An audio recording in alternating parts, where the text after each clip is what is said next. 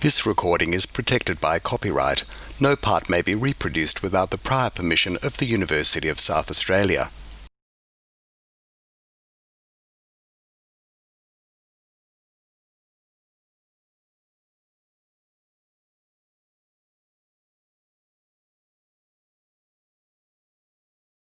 Good evening. My name is Jacinta Thompson and I'm the Executive Director and Events and Exhibitions Producer for the Bob Hawke Prime Ministerial Centre. I would like to acknowledge that the University of South Australia meets on the land of the Kaurna people. We wish to express our respect for the Kaurna people, their ancestors and elders, and to acknowledge the spiritual connection they have with their traditional land. I also extend that respect to Aboriginal peoples from other areas of South Australia and Australia. I would like to welcome you all on behalf of the Hawke Centre, the University of South Australia and The Conversation to our first event, Crisis and Denial.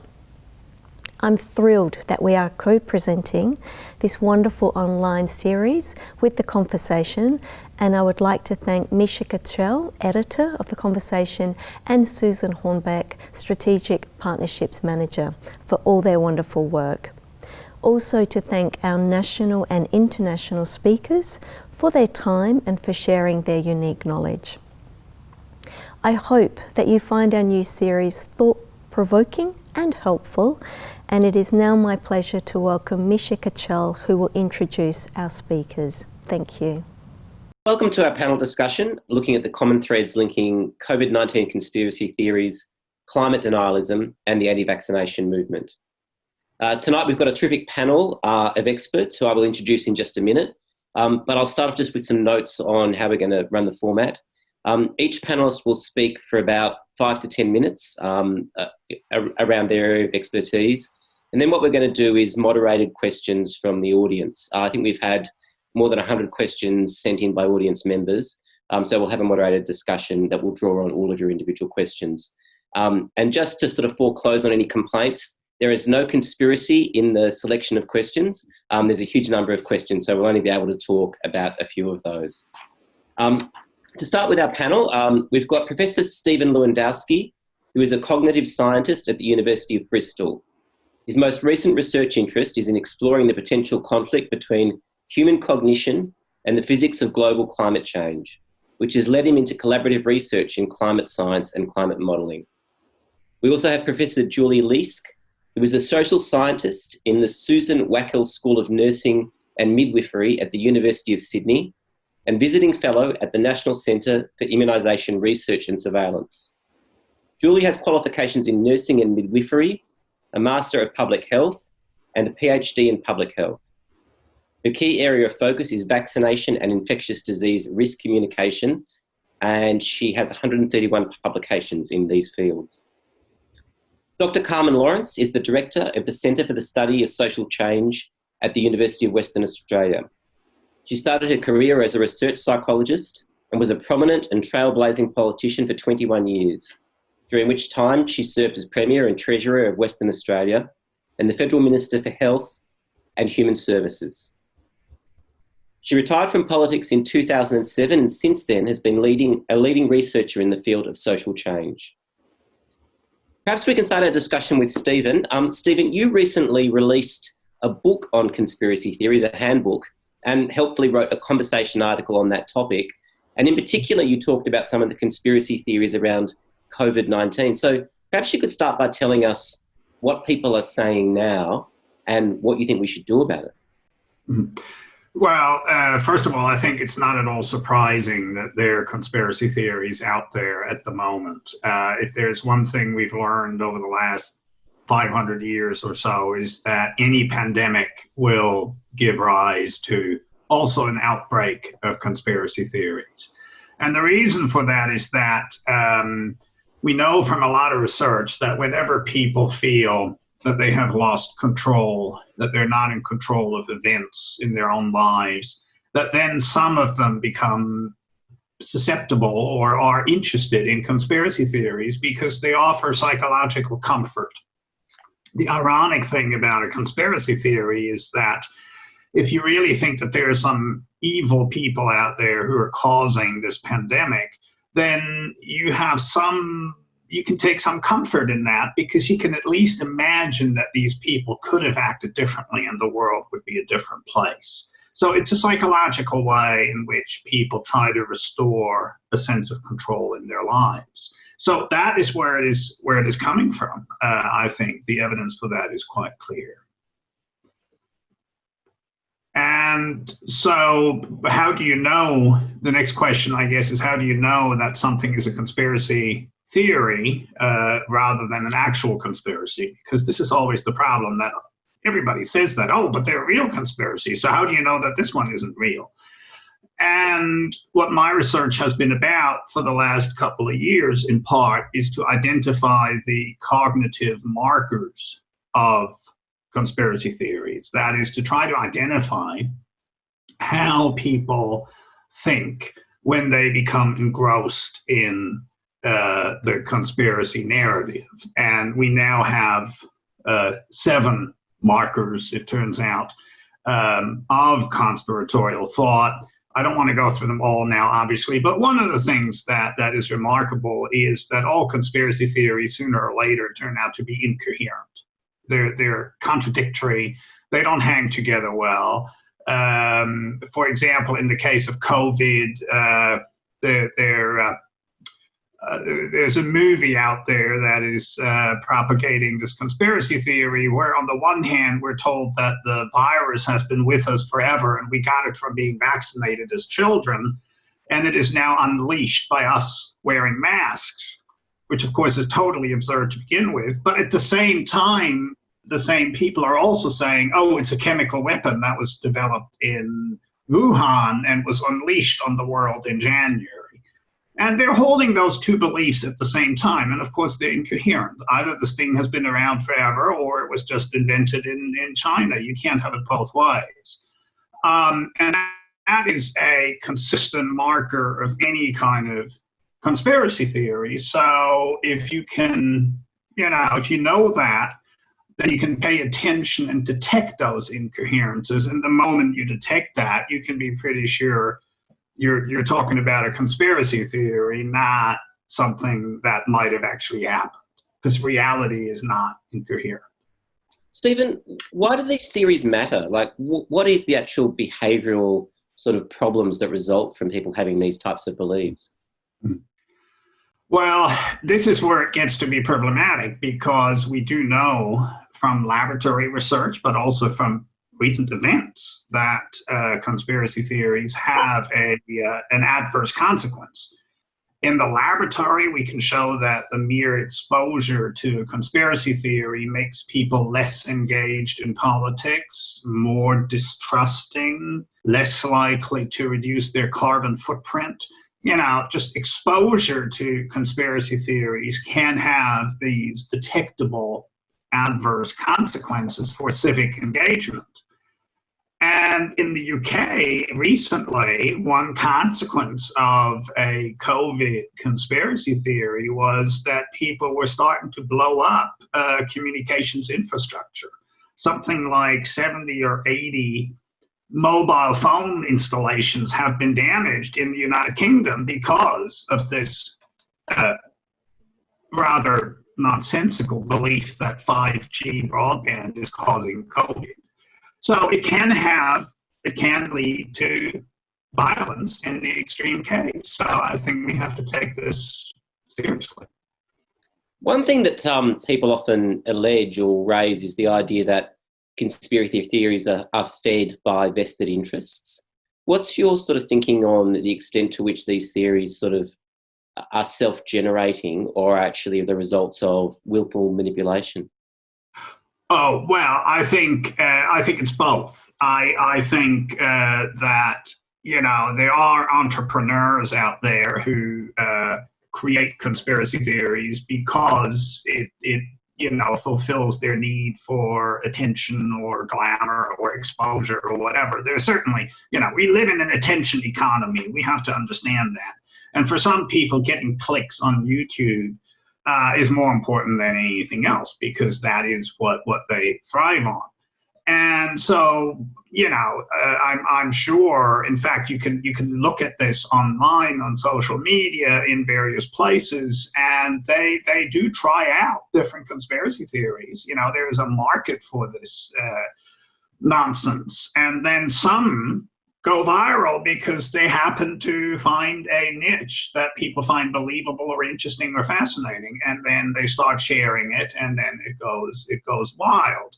And there are various examples of that. For example, the infamous Pizzagate conspiracy. I don't know if you recall that, from 2016 during the American election, where ultimately a guy with an automatic rifle went into a pizza joint and shot it up in Washington, D.C., because he learned on the internet that the Democrats are running a child sex slavery ring out of the basement of that pizza parlor. Now, the pizza parlor doesn't have a basement, for one, and number two, the entire thing was generated through nonsense that emerged from a chat room, then went onto Facebook, ultimately was retweeted by Donald Trump's son, I believe. And so it went from this, laboratory of let's just cook things up, to the point where a guy with a rifle walked into a restaurant in Washington, D.C., all based on zero evidence, as is usually the case. So there's a market out there. There's an entrepreneurial system of people who try this out for a number of different motivations. Going back to the 5G conspiracy that I just mentioned, what's interesting about that is that it was first pushed by Russia Today about 18 months ago. It had nothing at the time, had nothing to do with COVID, but pointing the finger at 5G and saying, oh my God, this is, causing all sorts of dreadful things. That was a fairly systematic propaganda effort that was launched in early 2019, and there is a paper trail for that. The New York Times covered it at the time. It was well known that this was injected into the discourse by Russia Today, because, of course, if people pick up on this stuff and then start opposing 5G, then that has consequences that some people outside the United States or the Western world might view as being positive. So there's a clear case where that was engineered, but it's generally true that things emerge from an entrepreneurial system of people just making stuff up, and they see what sticks. And just on that, what role do you think that the technology plays in this, given that conspiracy theories have been with us for a long time? There was a famous essay written before about the paranoid style in American politics, talking about precisely this phenomenon. So to what extent is this something that the technology is sort of turbocharged? Well, obviously there are two differences. The main difference that everybody knows about is that it's just much easier to spread things, and it's much faster. And if you're lucky to be picked up online and your conspiracy theory goes viral, then you have enormous exposure. And that is something that, 30 years ago you couldn't have done, because it was just much harder to get information out. So that's one aspect of modern technology that helps in spreading this. But there is a second consequence that, to my mind, is almost more important and is certainly less well understood. And that is the fact that we know from decades of research that people hold an opinion to the extent that they think it is widely shared by others. So people orient themselves around what other people in their environment are thinking. And if everybody around me thinks that the earth is flat, then I'm quite, sensibly believing the same thing. People are social animals, and our beliefs are shaped by what other people believe. Now, that worked really well while we didn't have social media, because we were on average pretty well calibrated to, what other people thought. And whenever somebody stood out from that, there was enormous pressure on them, even if only tacitly, to kind of be a little bit skeptical of their own opinion. If I'm the only one in my village who thinks the earth is flat, chances are that everybody else is telling me I'm the village idiot, and I will be slightly quiet in what I say.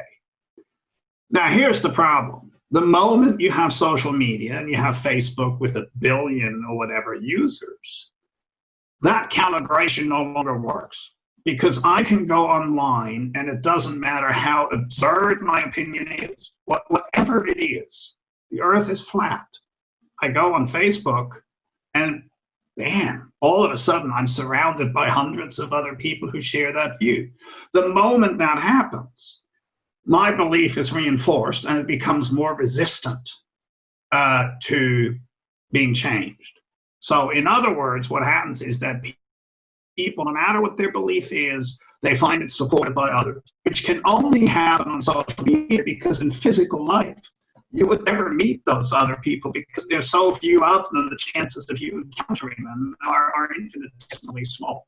So what social media does is to provide a machine that allows anyone to find support for their opinions, feel that it's widely shared, therefore become entrenched in that opinion, and thus become resistant to changing their mind. And I think that is one of the reasons why we have so many people screaming at each other online, not being able to engage in a dialogue or changing their opinion, because they find support that in real life, in physical life, they would never find. Okay. Perhaps that's a good opportunity to bring in Julie. Your expertise area is the anti-vaccination movement. And one thing I'm wondering is, do you feel like that movement would have gained the same momentum and traction that it has in a different technological environment? Do you think technology is playing a big part in that movement? Yeah, it's an interesting question, because I started studying the anti-vaccination movement in 1997 when we were just starting to use computers. And, certainly at university, we were just starting to use them. And at the time, I was looking at their activism. I was looking at their messages and how the anti-vaccination movements in Australia were behaving and how they were trying to affect that activism. And what I noticed was that they would engage with their local communities, like through stalls at street fairs. They would engage with their local MPs in political advocacy, and they would do things like, if they heard that a TV program was going to do a story about a child who was allegedly injured by a vaccine, they would call the producer and egg them on and provide other people to interview. So there was already activism then, and they were using newsletters and other means to communicate. And then when listservs came along, they were very quickly jumping on those and using those. So they were using whatever means they could to share their messages. And in a sense, the mode of communication was changing. And that is changing the dynamic of anti-vaccination activism, and it's changing our awareness of it as well. But the core themes were perennial. They were that, and there's sort of the idea that vaccines are poisonous chemical cocktails which cause all manner of modern ills, and that this fact is covered up through a collusion between big pharma and governments with a totalitarian agenda, and these brave whistleblowers would lay their theories Galileo-like at the door of the scientific church, and they'd be persecuted or rejected, and that it was better to get back to nature in preventing diseases. So even though the modes and manifest arguments change, the subtexts don't tend to change. And I saw them stretch back through the history of vaccination. I saw them at the time when I was studying anti-vaccination rhetoric in the print media. And I've seen them continued through social media. But it is certainly interesting to watch how social media has created, I think, even further polarisation around vaccination, because people can shoot from the hip. They can speak in a very unfiltered way, whether they be very against vaccination or very for vaccination as well. And what we find is that there are these parents sitting in the middle of this who might be hesitant about vaccination, have questions, and they kind of get lumped into the anti-vax camp and shouted down, which then can drive some of them further away into that camp and marginalise them further. So what's the best strategy for dealing with these ideas then, if arguing back actually sort of can solidify or reinforce beliefs? How do you deal with it? So you've really got to think about who you're talking to. You know, I think of the story of Enid, right? So Enid's this young mum. She's just starting to turn to natural health and wanting to raise her children very healthily. And she starts to become quite entrenched in these rather radical views that she needs to avoid toothpaste because it's got fluoride. She needs to avoid all medicines, conventional medicines, and she needs to avoid vaccination for her 4 children. And Enid's actually my grandmother, right? So she would never have changed. So to try to convert somebody like that back to agreeing with vaccination would be impossible, and you would be wasting your time to do so. You're better off focusing on the common ground. Whereas you think about someone like June, who ends up seeing a doctor because her son's hit his head and she's concerned about tetanus, and the doctor sees that none of these 3 boys she has are vaccinated, and is aghast and says, you really need to rethink this. And she does, and she ends up vaccinating. And that's my mum, right? So my mum, raised by Enid to not vaccinate, ends up vaccinating because she was having second thoughts already, but then a health professional recommended vaccination to her. And she had time to think about it, and she had that bridge back to the health professional. So they're just 2, nice sort of narrative examples of people who will remain fixed, one who changes. And they're pretty unusual for parents who start off not vaccinating at all.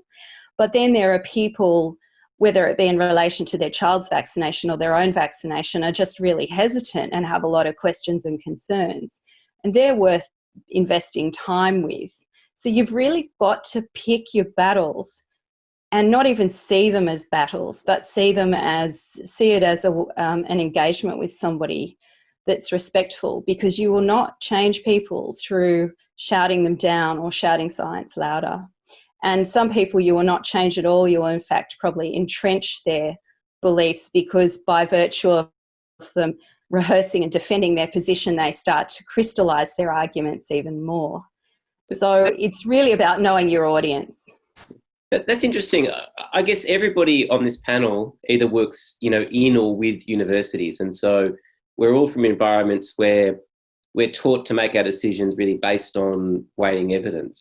Now, I think we would all agree that the evidence for sort of the anti-vaccination views is somewhere between weak and non-existent. So how is it that people come to these views? Like, is there another susceptibility to that way of seeing things that makes these ideas attractive, or is it about belonging to that sort of community that's defined in opposition to something else? Like, what sort of is the driver underneath it for these beliefs, given that they run so strongly counter to evidence? Well, I'm sure Carmen will talk to this, but there are a bunch of core values often at the heart of rejection of vaccination.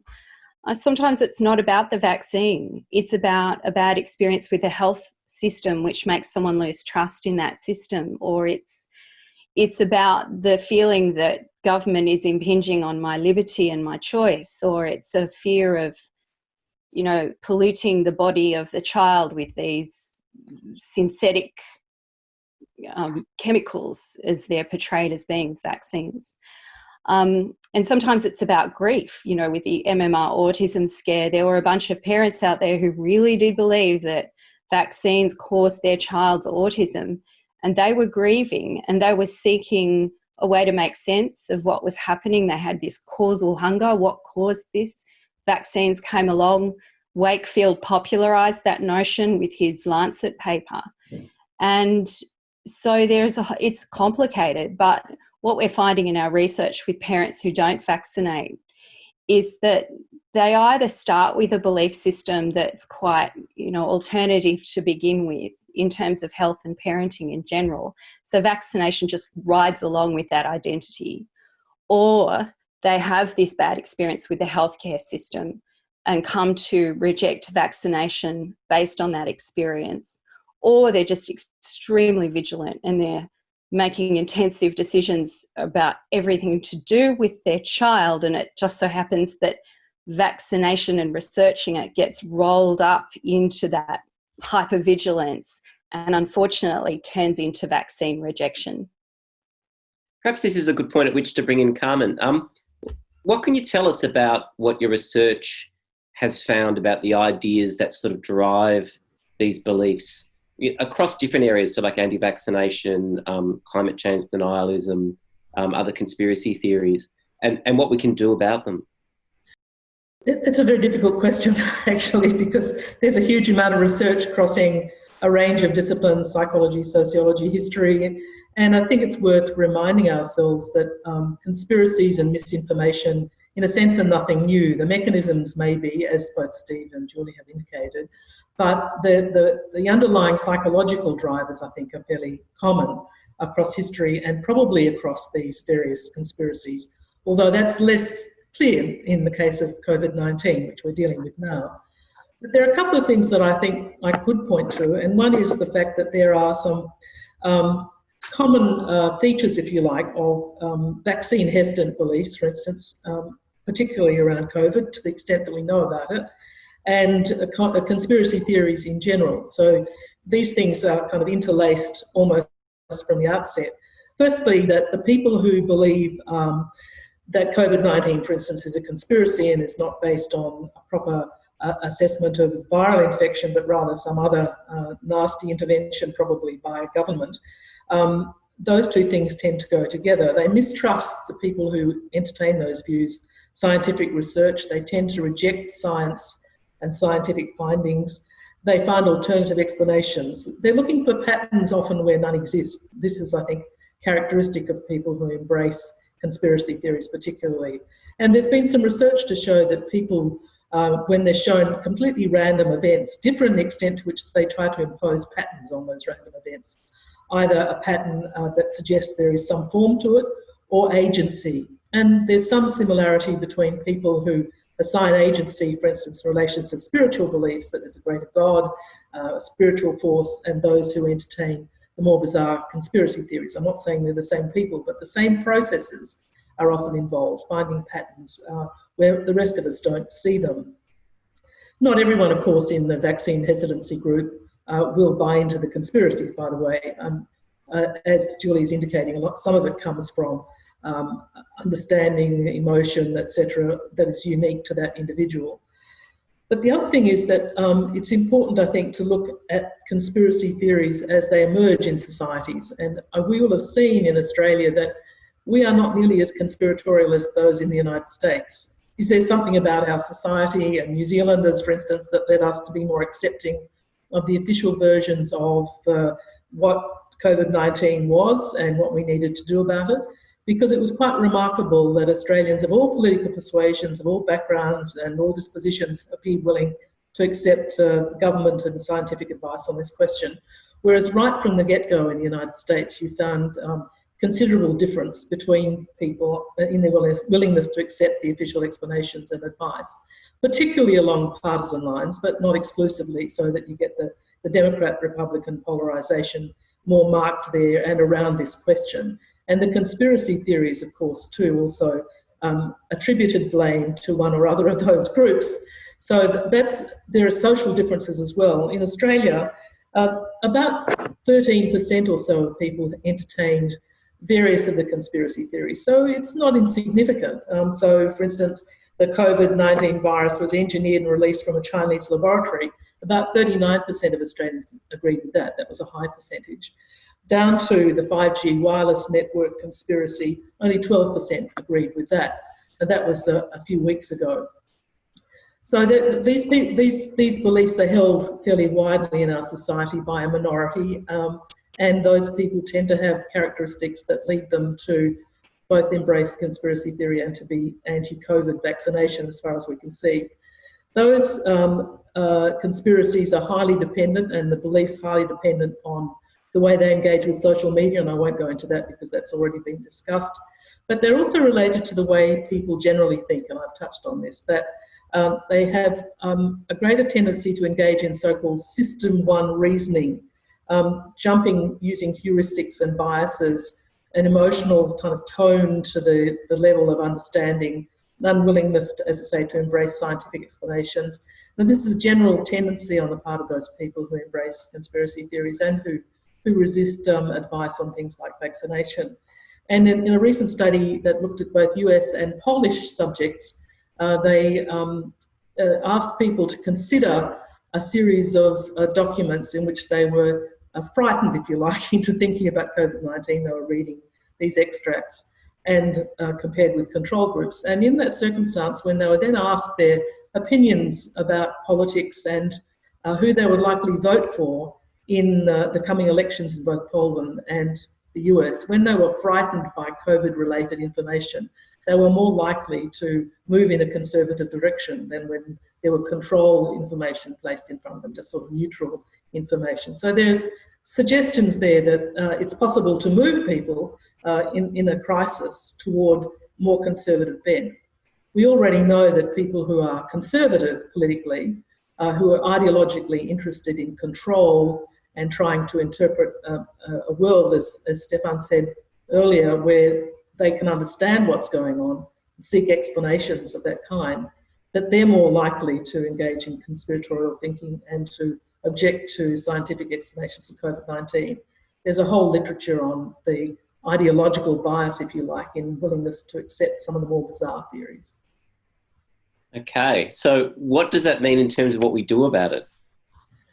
Well, I mean, I think Julie has touched on this, and Steve as well. I mean, it's partly about making sure that information, and Steve's done a lot of work on this, so he should really talk to this, the sort of preparing people for, if you like, an understanding of the science, a willingness to embrace logical thinking, to slow down, because all of us embrace some conspiracy theories, which sometimes turn out to be correct. They're conspiracies, not theories, and sometimes we are subject to misinformation when we jump to conclusions. That's a very important phrase, I think. It's that so-called system one thinking, where we're being intuitive, we're responding emotionally, we're not thinking through, we're not deliberative. So preparing people, and it's interesting that education does have an effect on whether people embrace conspiracies by and large. It's not a huge effect, but it's there. And you find that people who are, if you like, under more stress are more likely to embrace conspiracy theories as well. So being understanding about the sorts of stresses that people face and not demonising them, as Julie's indicated. I saw a paper just this week on the demonisation, if you like, of people who don't vaccinate. And it can be pretty hairy. The anti-vaxxers are very critical of those people who promote vaccination, but equally, those people who embrace vaccination can be very disapproving and in quite vivid terms of those who don't. And I'm sure that that's understood, and it polarises the community even further. So trying to understand why people might be doing this rather than, if you like, berating them for being idiots. Certainly no one likes to be called stupid. Okay. So speaking of berating people, you touched on something which I think many of the audience for this session were interested in, which is people are really interested in the fact that, as you said, the Australian population has been quite ready to accept the advice of experts around COVID-19. However, there is still a very strong strain of denialism around climate change. Is there anything that in your research that can explain that distinction? If you're saying that Australians are in many ways ready to trust authority on certain issues, why that issue in particular has been such a difficult one? Well, I think the very real difference, and this is not based on any kind of careful assessment, but rather my own opinion in this case, is that in the case of COVID-19, there was an alignment of forces. All the leaders and the scientific advice were saying the same thing, and strongly and forcefully. And even though there might have been some disagreement, in the fine detail, and the science, in inverted commas, is really a fiction, it's an agreed position after examining the best that you have available. But the state and federal leaders were on the same page. The scientific advice was clear. The scientists in the community were by and large supportive. So everyone was riding in the same direction. On climate change, sadly, we've had a decade of political polarisation, with one side of politics completely abandoning any pretense to embrace the science, and the scientists, in a sense, being caught in the middle of that debate. And of course, a whole lot of forces, and we always have to ask, who benefits from, in the case of another denial or conspiracy, who benefits? And there are a lot of people who benefit from denying climate change, and many of them have funded quite expensive and extensive efforts to undermine the scientists and the leaders who are proposing the need for change. That's been less true with COVID-19 so far, although you have to say in the United States there have been people who've benefited, as Steve was saying, because they get all these people on their sites and they get money from being influencers, and they sell products as well. I think one of the big COVID-19 deniers there was outselling some phony remedy, and the same is true here in Australia. One of the anti-vaxxers was also a COVID-19 denier who was selling some vibratory machine, but he was, had up for misleading advertising, so at least that was shut down. So I think there's a big difference in the profile of political polarisation in Australia on those two issues. Whereas in the US, unfortunately for them, the polarisation has bled into the COVID-19 crisis as well. It's interesting, actually. I was reading an article recently by the political commentator Bernard Keane, who writes for Crikey, and he was talking about conspiracy theories, and he said, Australian conspiracy theorists no longer bother with Australian-made conspiracies. They use fully imported ones, almost always bearing the proud Made in the USA label. Is that true? Do you think most of our conspiracy theories are imported? Stephen, maybe that's one you could answer. Well, I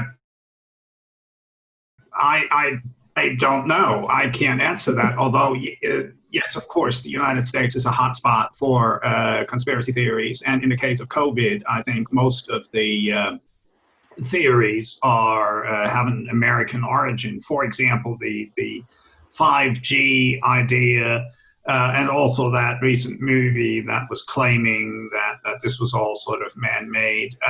The originators are American. And I think what Carmen has done is to point to the reasons for this, which is the intense polarization in the United States, which is now, there is some evidence to suggest that the polarization along party lines in the United States is even greater than it is along racial lines. And if you look at recent events, that's kind of, that's saying a lot because of the, continuing racism in the United States. But party identity overrides even that. That is how strong the polarization is. And of course, then, anything that comes along becomes polarized when, it doesn't have to. So I think Carmen's point about the differences between Australia and the United States is spot on. And we've actually found that in our research in a slightly different context, where we, colleagues and I, Uli Ecker at UWA was one of the lead people in this.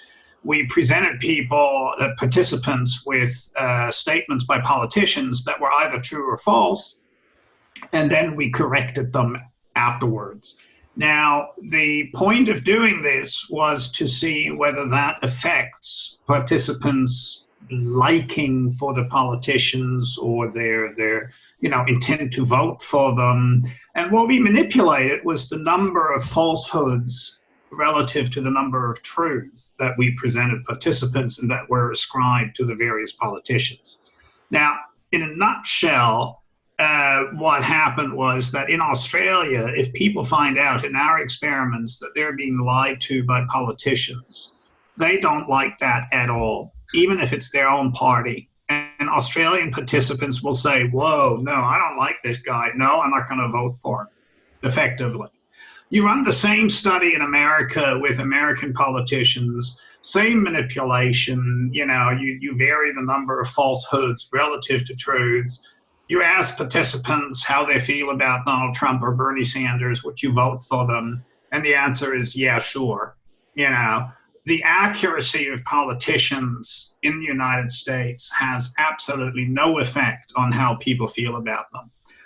There's a number of experiments that have shown that from different labs, and you can just look at Donald Trump's approval ratings. He's making false statements at the rate of 15 a day throughout his entire presidency. That's documented.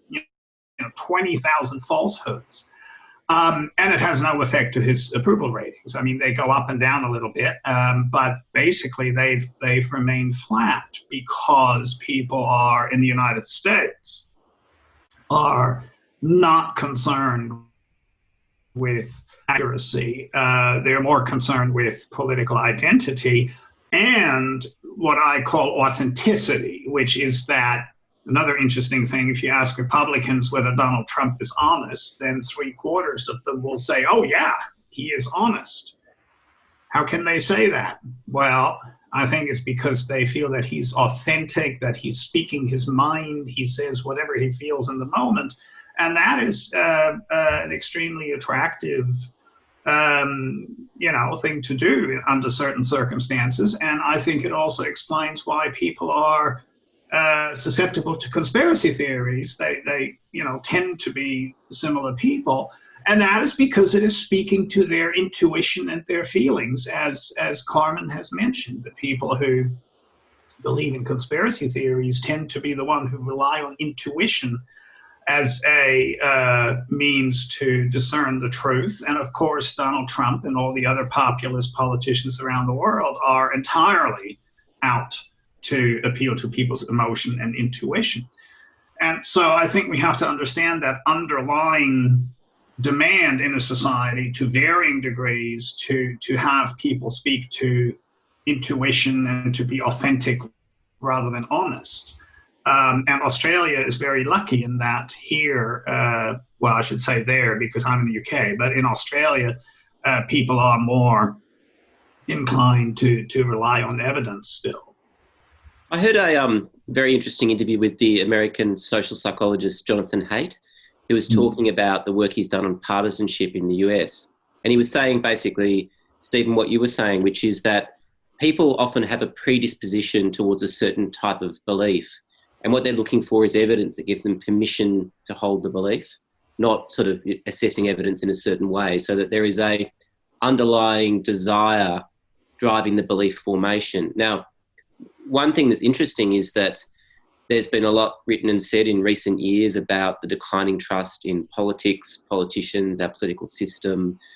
Some people, particularly those on the left, are very critical of sort of neoliberalism and neoliberal government, and they're saying that there's a broader sense in which people have been alienated from their membership of a political community or their role in a political process that makes them quite susceptible to these us and them ideas that give them a sense of belonging. I'm just wondering if anybody else on the panel could comment on that, and if you think that is true, or if you think that's a sort of partisan view. Look, I think that there has been, if you look at Australia, for example, a decline in trust in political institutions and figures that's been measured over 20, 30 years in the various surveys that are done regularly after elections and from time to time by others. But I think what was interesting is that I'm now reviewing some of those findings because I think they are based on ephemera. If I can put it this way, I mean, the difficulties we've had with leadership at the national level, particularly in the last 10 years, the sort of revolving door of leaders, has led to a very visible decline in trust. But the moment there was a serious threat to people's well-being, both their health and their social and economic well-being, there was a reconsideration. And partly that was driven by fear, certainly. But even as the immediate threat of illness and death from COVID-19 has retreated, that trust has been sustained. Now, it will disappear again, I think, as people become irritated with the behaviour of politicians in particular. But it showed me, I think, that these phenomena have to be treated with some care. In Western Australia at the moment, the Premier is enjoying support at the level of 90% of the population. And I'm sure you won't mind me saying it, but my brother, who is a very conservative and typical Liberal voter, now thinks that the state Premier here can do no wrong. Now, I don't imagine that will last forever, but when people have their fate in their hands, and they behave responsibly, that trust is immediately, and dramatically restored. And that, I think, represents a challenge for our political leaders to sustain that through what is now probably a more complex set of adjustments in the economy and in a sense, getting people back to something resembling a normal life. But they have been, in a sense, they've earned and they've been given a very substantial gift of trust. And trust is one of those things that underpins all of this, I think. Trust in medical advice, trust in institutions, trust in leaders. And the Jacinda Ardern example, I think, is a good one of where she has managed to garner enormous trust in her and her government over a series of crises, not just the COVID-19, with the effect that you get the feeling that New Zealanders feel really good about themselves at the moment. It's not just that they trust her and trust the government, but they feel good that they as citizens have been partners in this process. And that means that they're more likely to listen to advice on most things which are evidence-based and carefully presented to them, with empathy and sympathy as well. Julie, you were saying before that you think the idea of arguing with people who have strong anti-vaccination beliefs is perhaps flawed, and a better approach is sort of more empathetic, understanding, accepting, trying to find points of agreement. I'm just wondering whether there might be a pitfall in that approach in terms of the actual value of truth in our sort of political discourse. It seems to me that what we've been talking about is the way in which technology, particularly online social media, has created an attention economy in which truth is somewhat devalued. As long as people are interested and enjoying the content, it's sort of driven by that engagement rather than by, perhaps you could argue, a different sort of public sphere that was very much policed in terms of its accuracy and information. I'm just wondering, do you think that there's a way in which we can both sort of insist on truth and accuracy but still be empathetic and effective at winning people over? Yeah, there absolutely is. I think in many ways part of this problem that we face with misinformation and dealing with conspiratorial thinking or dealing with beliefs that may have a negative effect on the health of others or on climate, for example, is that we as the critics of these problems need to examine ourselves and our own fast reflexive thinking about the problem. And there's this sense that it's all made very binary. So, you're either for vaccines or against them. Vaccines are, people will be told occasionally by politicians, vaccines are safe, there's no problem with them. And the average punter knows that's not the case, that like any medicine, vaccines carry with them some side effects. Occasionally have very serious but very rare serious reactions to vaccination. So in a sense, vaccination vaccinology as a science is complicated. We do deal with uncertainty with vaccination. What I can say, being immersed in the science of it for 2 decades, is that the overwhelming evidence is that the benefits outweigh the risks. But that doesn't mean that there is not in some fields of vaccination levels of uncertainty and safety issues that need to be acknowledged.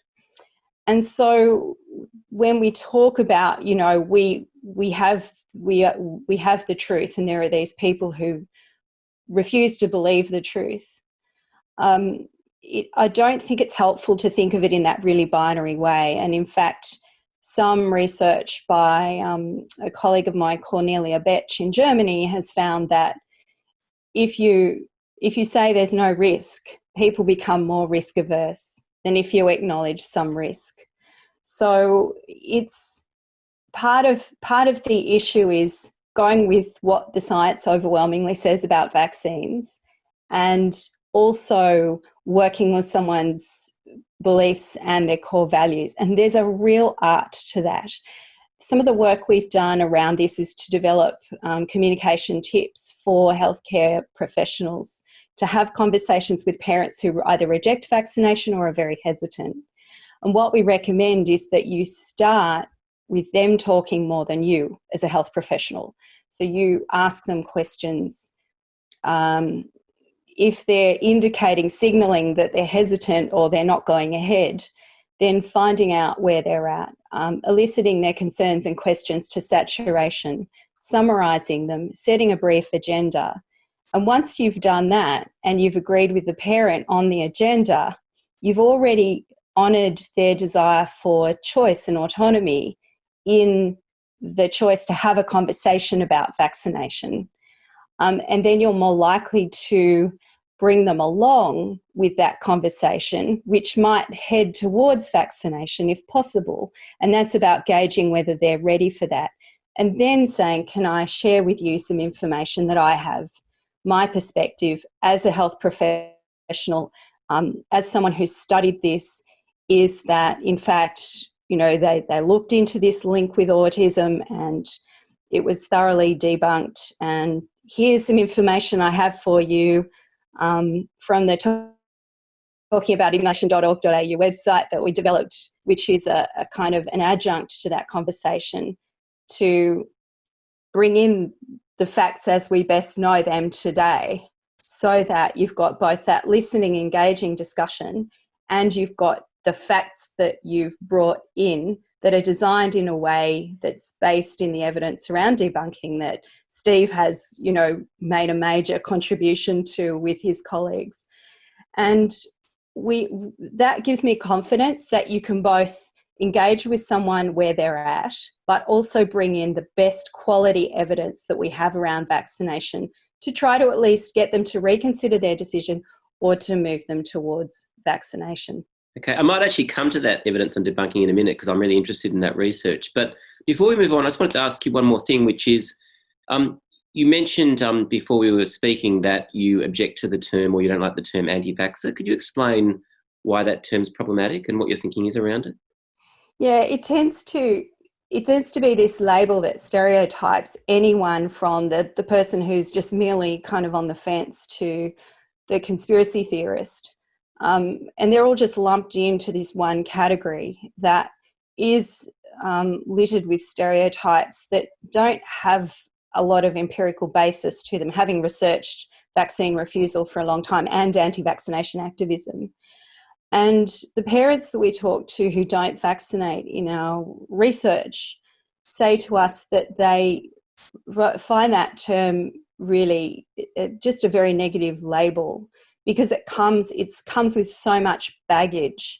It's like the new group that we all love to hate, right? So if you have made a careful, considered, what you see to be a consistent, considered decision to not vaccinate your child, which you think is based in your research and evidence, even if I, as a public health person, don't agree with it, you can really resent this label that you're just an anti-vaxxer. And I know that anti-vax activists will say, oh, we're not anti-vax. Well, hell, they are. That's really obvious by their actions and their rhetoric. But the parents who don't vaccinate, who may be fairly quiet about their decision, find this label alienating, and it's not going to engage them. So I think we just need to be more empirical about the language we use and pass it out and give it more nuance than we have in the public conversation now. Okay. So that actually raises this other interesting question, which is what's the effective way of sort of debunking misinformation or arguing against beliefs that we believe are mistaken in some way? It's a question I'm really interested in because as the editor of a website that published for many years a fact check product, we've done a lot of picking up things that we think are factually incorrect and publishing correct information. It's always seemed to me that that type of project, by its very nature, means that you're preaching to the choir. You're really speaking to people who already sort of share your beliefs. And to some extent, what you might do is, by taking an overly combative approach, push people into a corner rather than being effective. It's interesting that now the social media companies like Facebook are not committed necessarily to not publishing misinformation, but they are paying fact checkers. And Craig Silverman, the BuzzFeed journalist who did all that work around fake news, has actually made the point that he thinks that the increase in fact-checking activity might have a negative effect, because what it will do is encourage journalists to raise the profile of a lot of misinformation that people otherwise wouldn't have even come across, to actually sort of turbocharge people that are wanting to inject it into sort of an information ecosystem, while also creating sort of that us and them sort of combative stance that would be unlikely to convince many people. So, Stephan, I know you've done research on this. Can you tell us what the evidence says and how we should think about debunking and its effectiveness?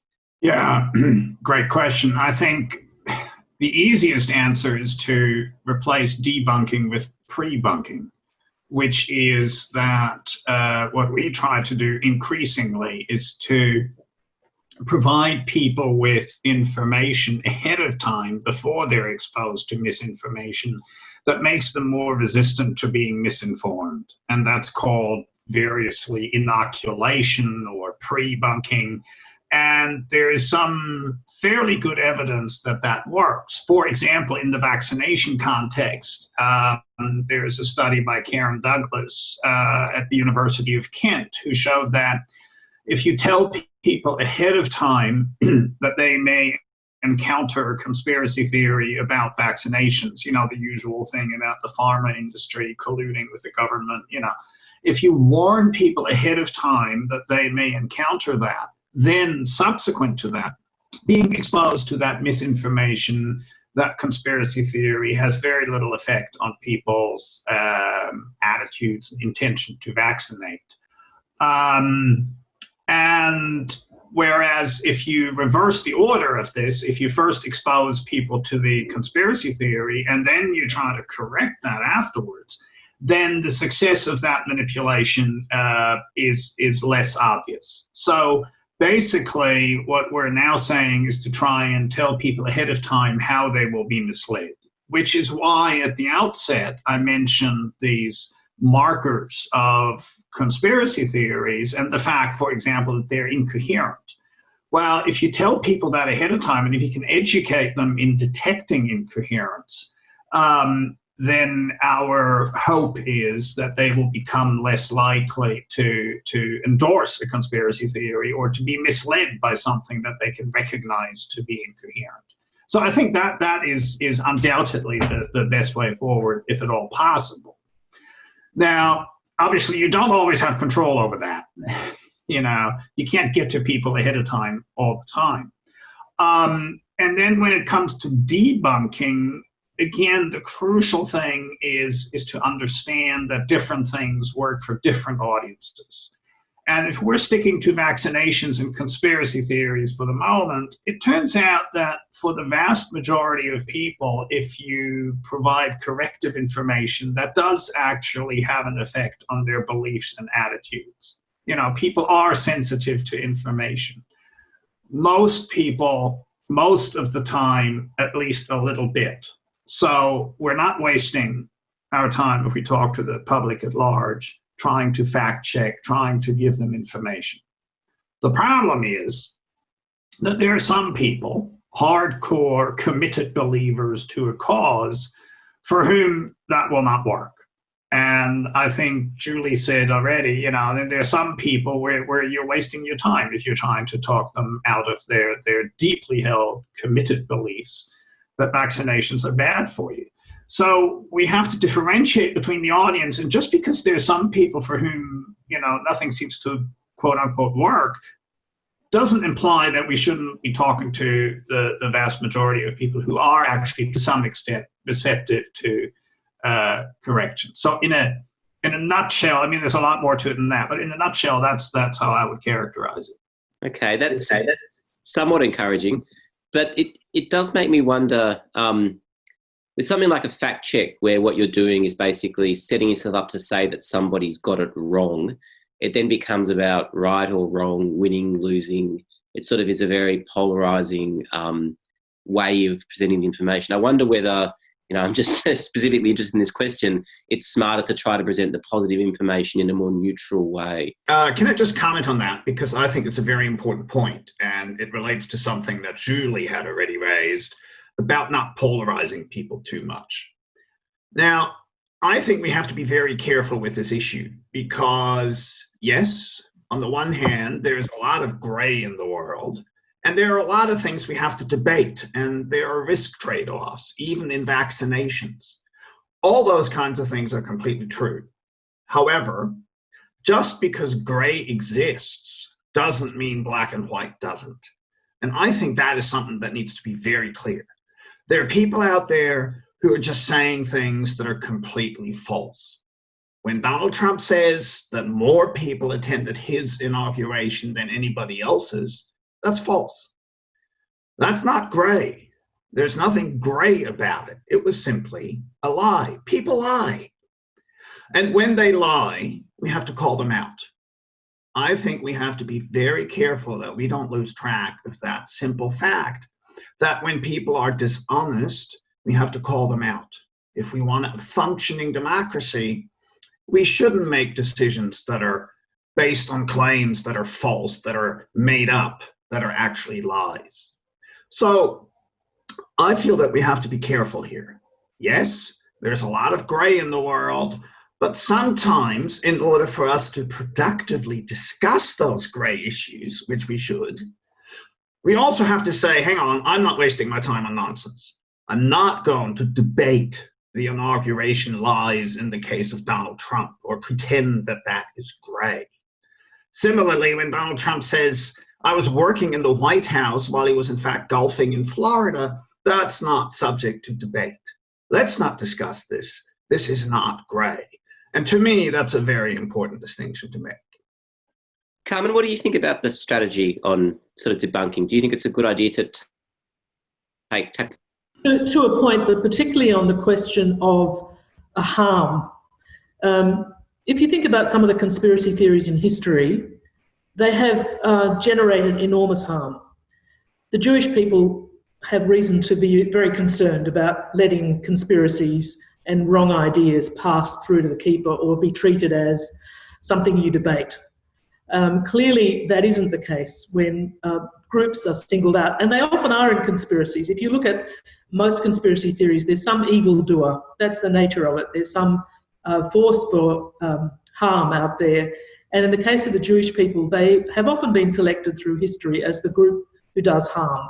And in the case of Germany and the use of the anti-Semitic trope, if you like, over generations, generating support for Hitler, the consequences were catastrophic. And you can look at examples like that around the world. So they're the cases where conspiracies have to be actively resisted, pushed back, and called out in as vigorous a way as we possibly can. When it comes to misinformation, where people are simply kind of going with the flow, then I think the techniques that both Steve and Julie have talked to you about are important.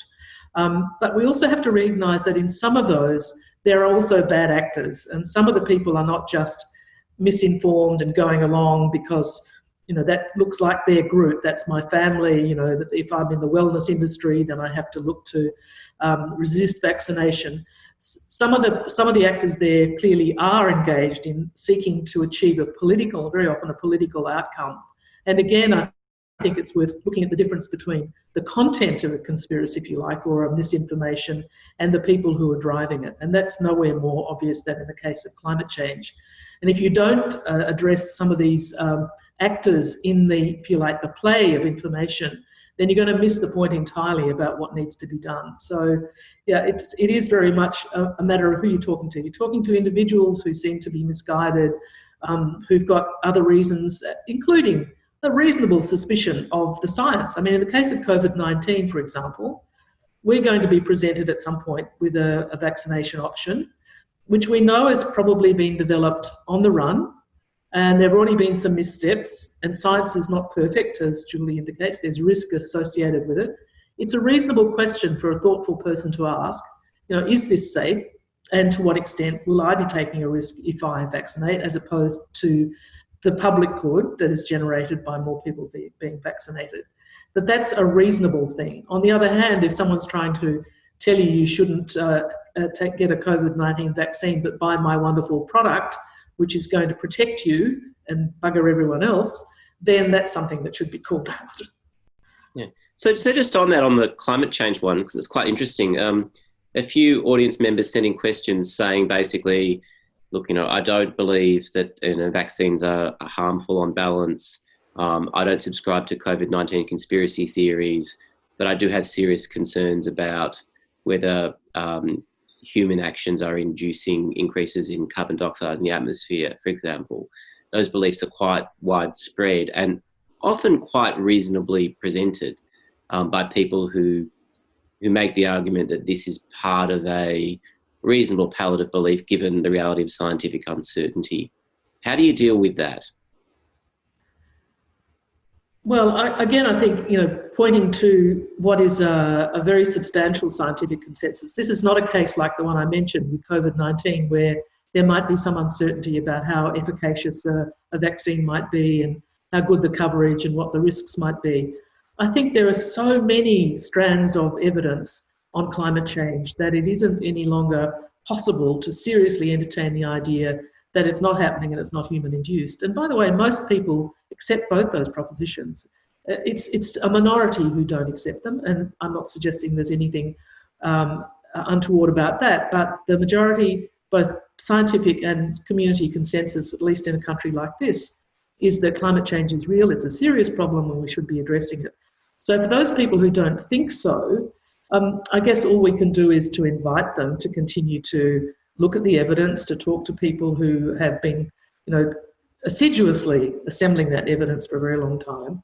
And, in a way, perhaps even shamelessly point to the fact that they are now in a minority, and why might that be? To get them to examine why it is they're holding steadfastly to a set of propositions that, in their case, constitute belief. In the case of those people who understand that climate change is occurring, constitute willingness to accept the evidence.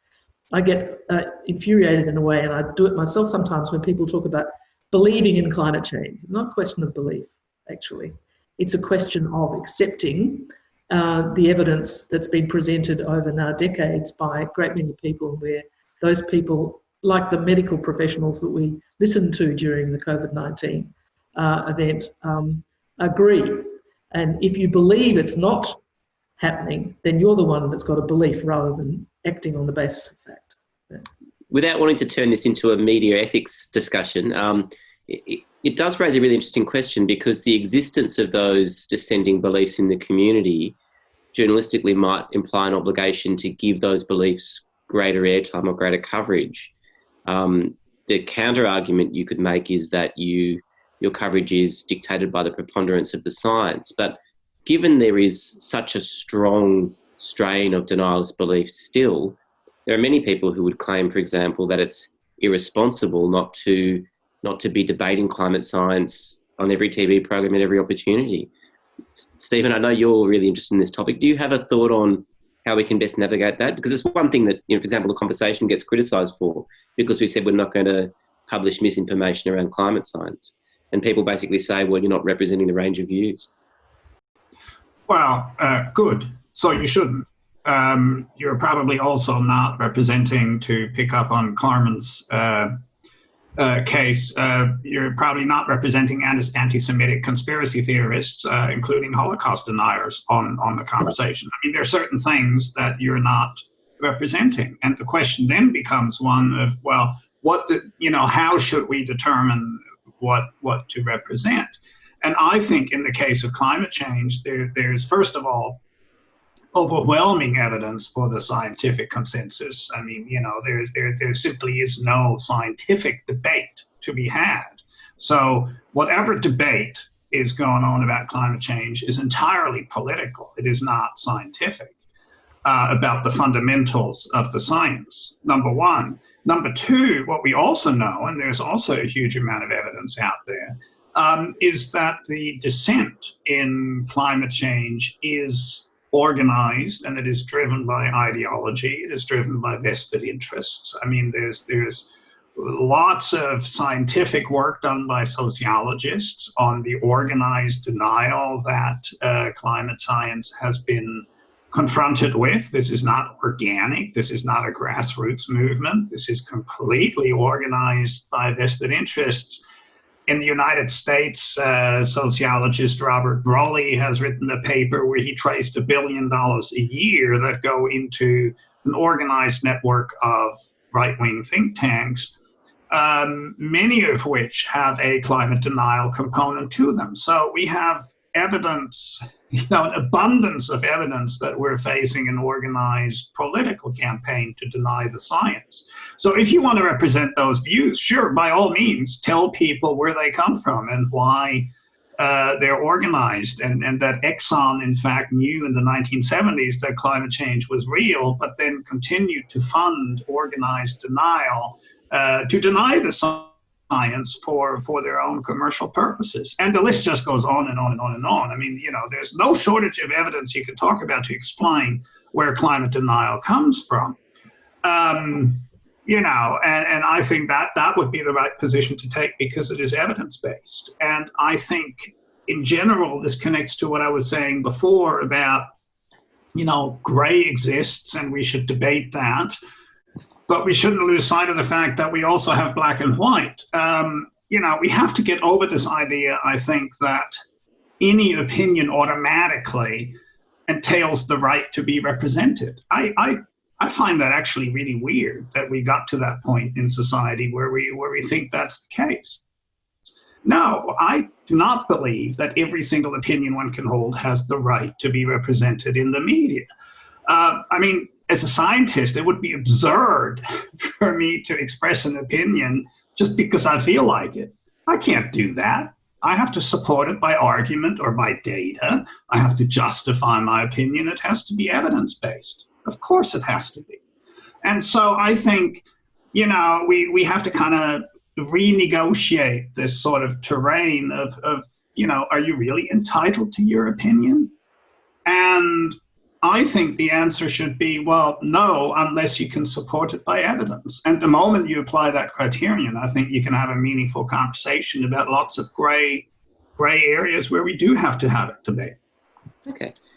So, Julie, do you want to jump in on that? Yeah, just with vaccination, we've seen tremendous harm done with the false equivalence that was applied to the MMR autism scare in the UK in the late 90s and early 2000s. And the media gave it this 50-50 airing. It gave a very sympathetic line to this very, very limited study that, didn't even show really any evidence of a link between vaccines and autism, but was popularised by Wakefield. And that was that false equivalence was really harmful. But what we have in Australia now is that we have media organisations who will, through the lobbying efforts of some, have become very careful not to give anti-vaccination arguments or activists a sympathetic line.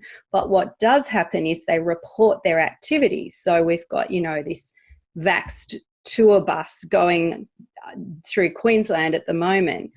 And the news channels are wanting to report this as a story. What I think that does, even if they report it sanctimoniously, is give it a whole lot of free publicity that, I think is not necessarily helpful. It oxygenates the anti-vaccination activists. It gives their messages more attention, even if it's done in a kind of against frame.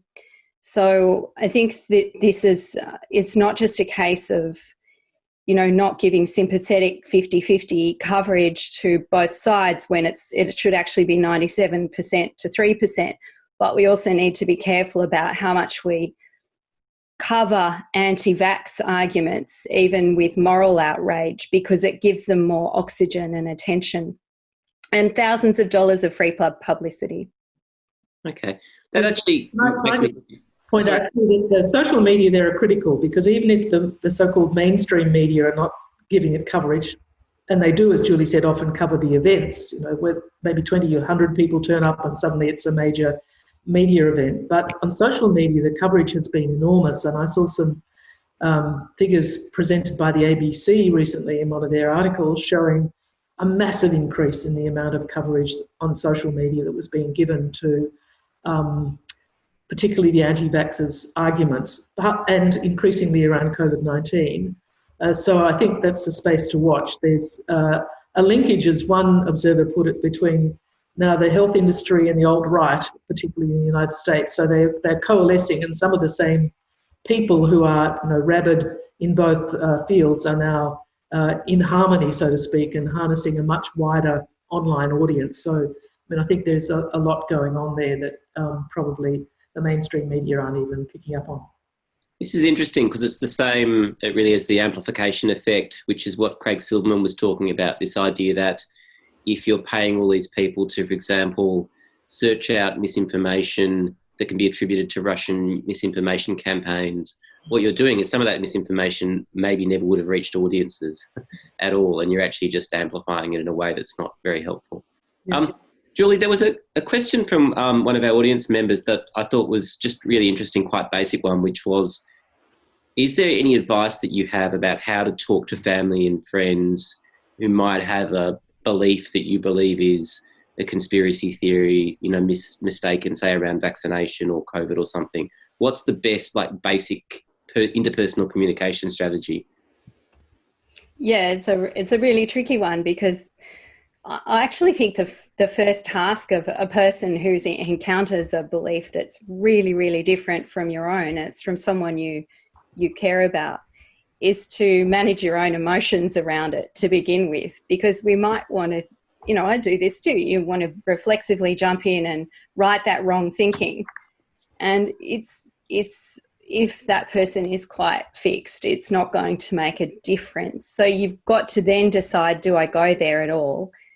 Family, so as you guessed, members of my extended family are against vaccination, and if we get together for an event, a family event, do we go there at all? Well, we don't actually. And I've even said at one point, look, I can see we're going to end up in vaccination, and we know that we have really strong views here and we just want to get along. So I vote we leave this topic alone. And they all agreed wholeheartedly, because we just wanted to enjoy each other's company. I knew that I was never going to change them. But sometimes it can be really important. So there might be someone who just will not vaccinate, and you want them to vaccinate because there's a newborn baby in the family, for example. And then there has to be some kind of a negotiation. And so it's about hearing them out, understanding where they're coming from, trying to understand what the values are at the core of that belief, acknowledging them and validating them, and saying, look, can I share my views? As like I was saying before, this is my position, and this is actually an important issue because our differences here might have implications for X, Y, and Z. Can we come to some kind of compromise here? Or how should we choose to interact over this topic in the future?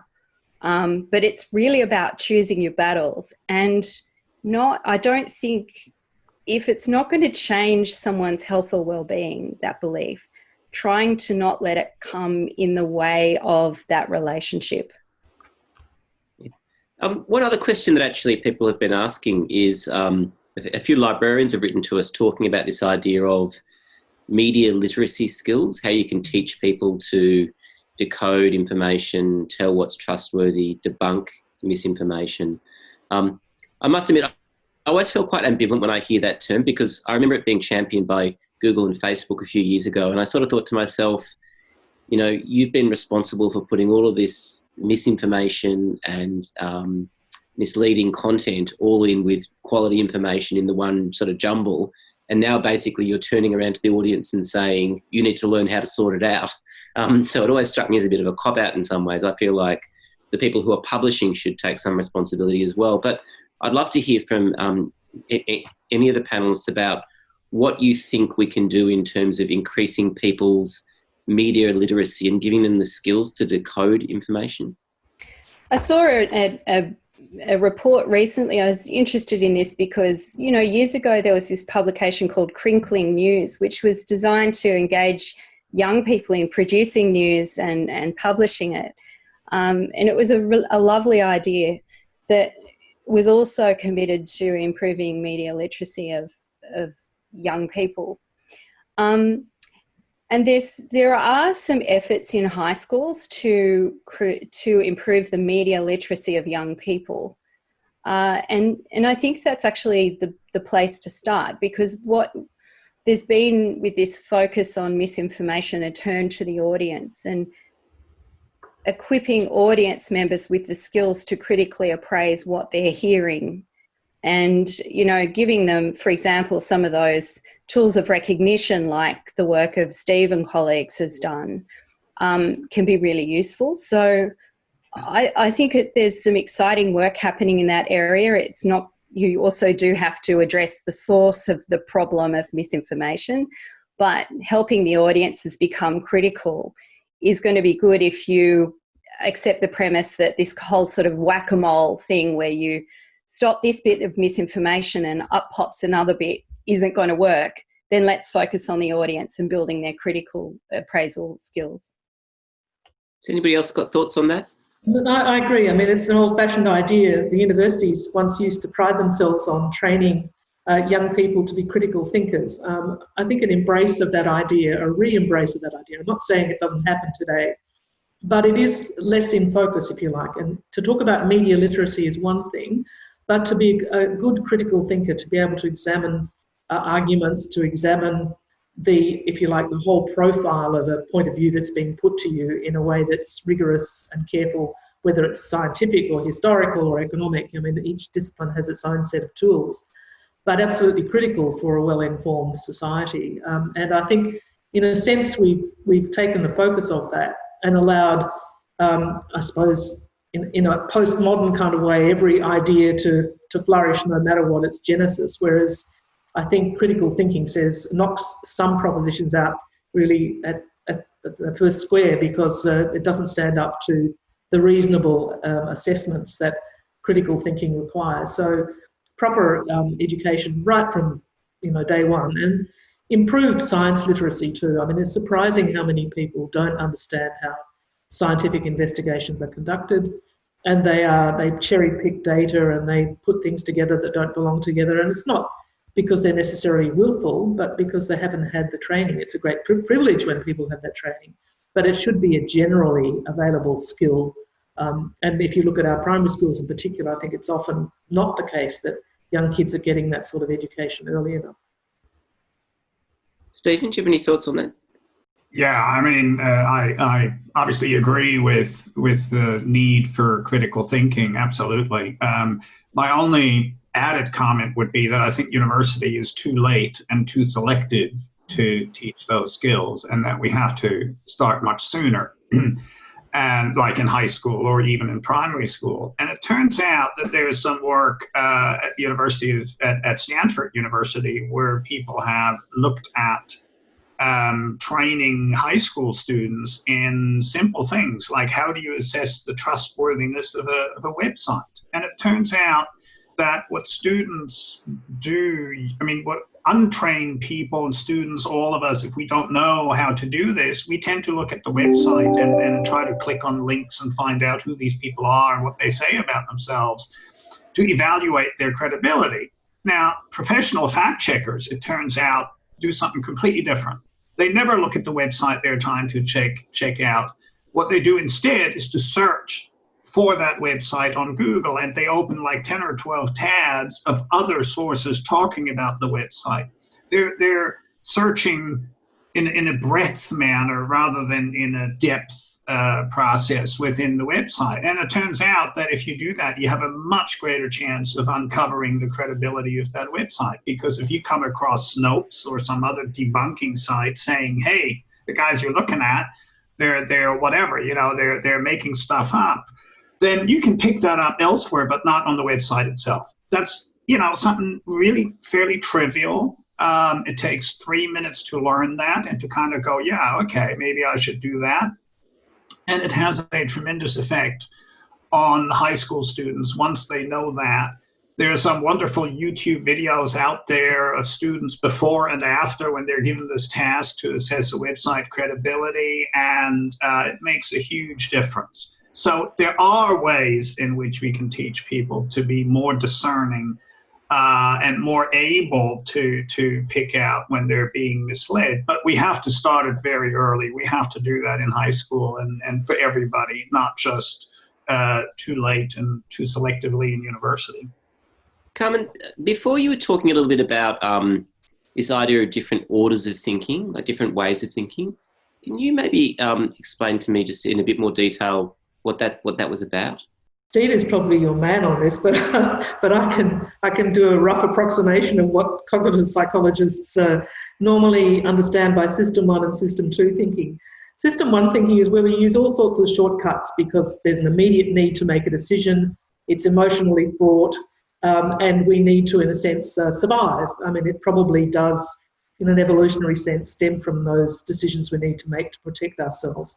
And that tends to be the sort of thinking that people have discovered underpins conspiratorial thinking, seeing patterns where there aren't any, seeing agency where there isn't any. This makes sense when you're confronted with some kind of crisis or difficulty.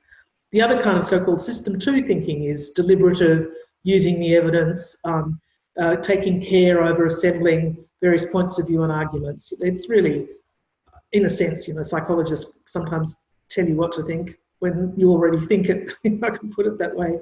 It seems like the bleeding obvious that we have these different ways of responding to the world. And when we are, in a sense, pushed into using System 1 thinking, that reflexive, shortcuts kind of thinking, we tend to make more mistakes.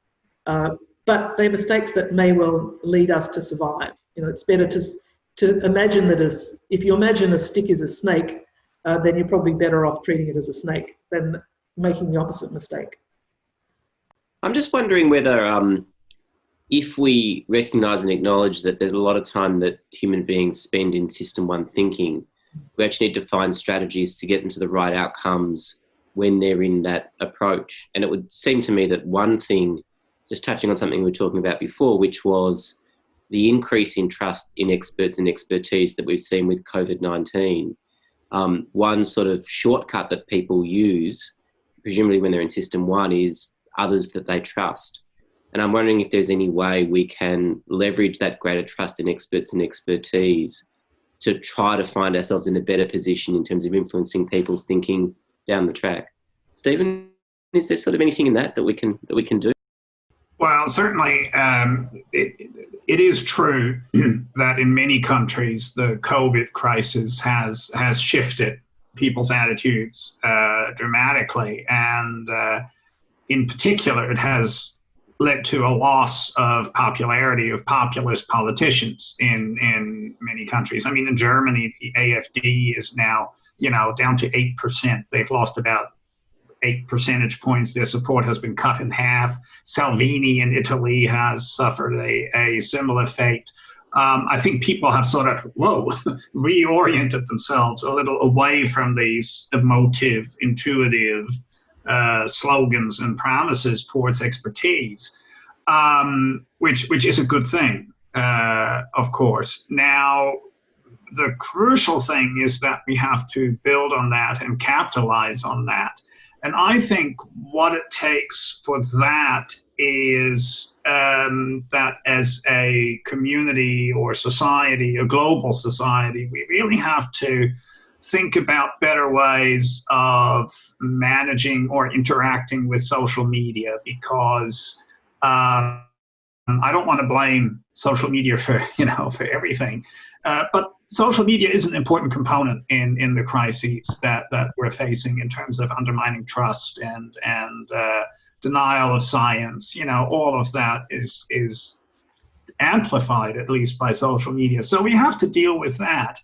And it's very interesting to me how Facebook has managed to not just identify COVID-related misinformation, but also to deal with it after they said for years and years that, oh, we can't do that, we don't have the technology. Well, funnily enough, this crisis comes along, and all of a sudden, Facebook is quite capable of overlaying misinformation with a gray, opaque mask that is warning people that this content is false. It doesn't prevent people from accessing it. It just makes it harder because they have to click through this warning and they can't really see what's underneath the semi-transparent mask. And that has cut sharing of misinformation by 95%. So, and that was done I mean, Facebook did this in a controlled experiment, but I trust their data. They're smart enough to do that kind of stuff. So that's just one example of how it is possible for social media to make a difference to the spread of misinformation. The real problem is that we don't have any democratic accountability of this or any kind of regulation, nothing that is thought out in a democratic way. It is all Facebook making that decision on their own, or YouTube deciding, to change their policy or their algorithm. And so we have to come to terms with the fact that at the moment, our information diet is determined by, a dozen people in Silicon Valley who are running algorithms that no one really understands. They probably don't understand them themselves. And it's the algorithms that are telling us what to see and what to read.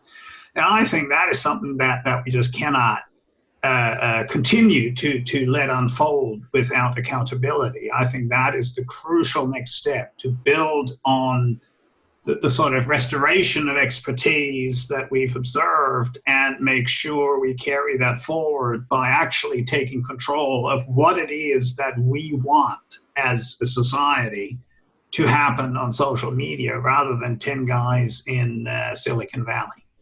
Okay. Just one last question, I think, before we wrap up, and that's it's sort of very easy to say that things are worse than they've ever been or that the situation has deteriorated. I'm just wondering if each of our panelists could just give us your sort of assessment of where we're at, if you're optimistic, if you're pessimistic, if you think things are getting worse, if they're getting better, if it's the same as it's always been. I mean, there's been such a huge technological evolution and the change in the way that misinformation spreads that certainly it's quite visible to us in ways that's never been visible before. But I wonder whether things are actually manifestly worse. Maybe we could start with you, Carmen. Look, I don't know. If you look at the objective data on the state of the planet, I have to say that I'm not wildly optimistic at the moment. But on the other hand, if you look at the state of misinformation and its flow, it's faster, certainly, but is it more effective in generating the problems that we're confronted with, whether the health problems associated with COVID, refusal to vaccinate, for example, or climate change? I'm not so sure about that. I mean, I think if you look back to my parents and grandparents, I mean, they lived through wars and depressions where societies were turned upside down and where there was plenty of, rumour mongering, as they called it then, and misinformation and conspiracy theories. And as I say, culminating in the case of Germany in the extermination of, a great many people, 6 million Jews at least. So is this a worse time for misinformation? I don't know. It feels like it, but that's because I'm here. I wasn't where my parents were or where my grandparents were. We do know from history that there are spikes of misinformation and conspiracy in times of great crisis. I think there's no doubt we're in such a time, and so we're going to see a spike of activity. Is it forever? I don't think so. I think it will return to a kind of baseline if we start to get on top of some of these problems. And I suppose, like most human beings, I remain optimistic, stupidly so in many respects, that we will take more action on climate change, that we will get on top of the economic difficulties we confront, and that we won't continue to trash the planet. But I'm not sure that I'm so optimistic that I can't see the role of misinformation and conspiracy theories in making that a much more difficult task. Julie, how are you feeling? It depends on what dimension we're on. I mean, clearly things are getting worse for the planet if we're not going to act on global warming. In terms of vaccination, there's a real tendency to say that things are really bad now because there's all this misinformation that's stopping people from vaccinate, and that's just a a fallacy of unitary cause. You know, it's more complicated than that. In fact, if that were the case, if the internet and social media influence was prevailing, we'd see lower vaccination rates. In Australia, we've got higher vaccination rates than ever, owing to initiatives like, you know, ones that Carmen brought in, like the introduction of a national register. So I think in terms of vaccination, in some ways, there's nothing new under the sun. And the kind of opposition and the themes that we see in history, we see today. I was surprised by how many people in those polls believed in the sort of 5G conspiracy theories, but understand from my fellow panellists that that's kind of predictable when you've got an uncertain time, and that might settle down a bit. I've been really pleasantly surprised by how much trust and cooperation there's been in Australia around the pandemic, and our ability to control this pandemic has relied on behaviour. We haven't had the technological solutions other than testing, and yet we've done such a great job in controlling the pandemic by virtue of our being able to close our borders and by what we've done, and our leaders acting early and listening to the experts. So that's really a heartening thing. So it's just, you know, like any academic, I'm never going to answer that question in a simple, clear way. Worth a try. Stephen, what do you think? Well, I'm actually, you know, quite optimistic in many ways because of what I've already mentioned, that the COVID pandemic has certainly in Europe and Australia restored some trust in expertise, or at least recognition of the need that you've got to have experts to deal with crises. And I'm also quite encouraged by the way that the European political scene is unfolding and how the European Commission is presently quite active in exploring options to consolidate democracy in Europe, dealing with misinformation, dealing with social media. There's an ongoing dialogue between the software companies and the European Union, and I think that is pointing in a very promising direction, potentially. Of course, everything can get unstuck at the last moment, but certainly a moment that is looking promising. Okay. Look, we're almost out of time. We have to leave it there. Does anybody have any last burning point that they wanted to make they haven't had an opportunity to make yet? I want to make the point that, you know, there is a lot of concern about vaccination rates being influenced by misinformation and anti-vaccination messages and vaccine rejection, but that it needs to be looked at in perspective, and that, you know, in globally, the biggest enemy of high vaccination rates is failure of primary care and good service delivery, or vaccine supply issues. So yes, vaccine refusal can be a problem, and activism against vaccination can be a problem in some countries at some points in time. But we need to keep focusing on the other factors that affect uptake of vaccination, like access to healthcare. And governments need to have good data to understand their problems with vaccination before they jump to solutions. I guess there's a parallel observation to be made about climate change. It's not as if we don't know what needs to be done. It's not as if we don't know how to do it in a way that benefits the society. The problem is that we're not having, in the case of Australia, decision makers who are willing to take those actions. But as Steve says, at least in some parts of the world, there does seem to be a greater willingness now to contemplate what is required. So I guess that's the thing. It's not about the few deniers that are left on the climate change story. It's the fact that too many of them reside in our governments. Okay, fantastic. Look, we might wrap it up there. Thank you, everybody. That was a terrific, fascinating conversation. I don't know quite where it sort of leaves me in terms of all these really quite complex and vexed questions, but I certainly feel like I know a lot more than when we started. So thank you to Professor Stephan Lewandowsky. Thank you to Professor Julie Leask, and thank you to Dr Carmen Lawrence for your time today. And thank you to everybody who sent in questions. I hope you enjoyed the discussion. Thank you and goodbye.